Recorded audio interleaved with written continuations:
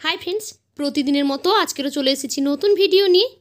এই শীতে যদি পিঠে খেতে ইচ্ছে করে আর হাতে একদমই সময় না থাকে তাহলে 5 মিনিটে বানিয়ে নিতে পারেন এই পিঠাটা।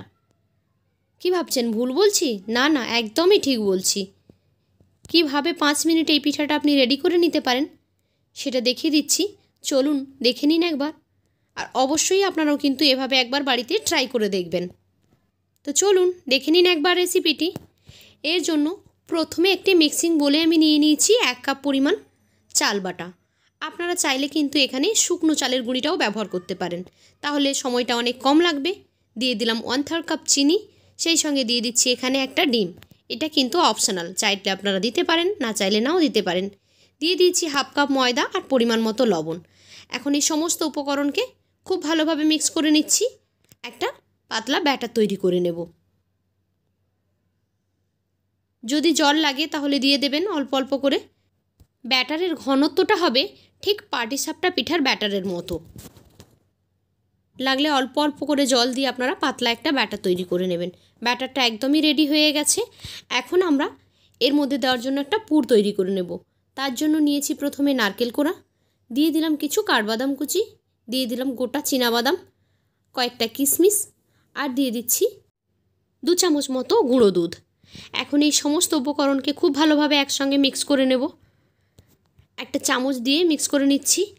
মিক্স করা হয়ে গেলেই কিন্তু পুরটা রেডি। যেহেতু বলেছি 5 মিনিটে পিঠা তৈরি, সেই জন্য ভিতরের পুরটাকে আমরা এভাবে রেডি করলাম, না হলে এটাকে কড়াই দিয়ে আমরা রান্না করতাম।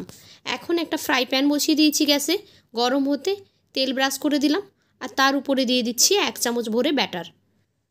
চামচ দিয়ে ঘুরিয়ে ঘুরিয়ে এভাবে এটাকে স্প্রেড করে দিচ্ছি।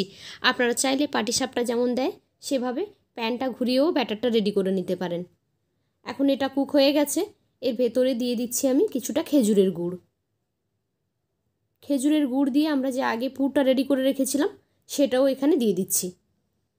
আর এই যে জাস্ট উল্টে দিলেই কিন্তু এর কাজ শেষ। তবে খেয়াল রাখতে হবে এটা যেন খুব ভালোভাবে একটা সাইড থেকে হয়ে যায়, তখনই কিন্তু এই পুরটা দেবেন। ব্যাস, এই তো রেডি হয়ে গেল পিঠা। একই রকমভাবে এখানে আমি সবগুলোকে তৈরি করে নিয়েছি। তো কেমন লাগলো আজকের এই রেসিপি? যদি ভালো লেগে থাকে তাহলে লাইক, কমেন্ট অ্যান্ড শেয়ার করবেন। আর এই রকমই নিত্য নতুন রেসিপি পেতে আমার চ্যানেলটিকে সাবস্ক্রাইব করে বেল আইকনে ক্লিক করে নোটিফিকেশান অন করে দেবেন।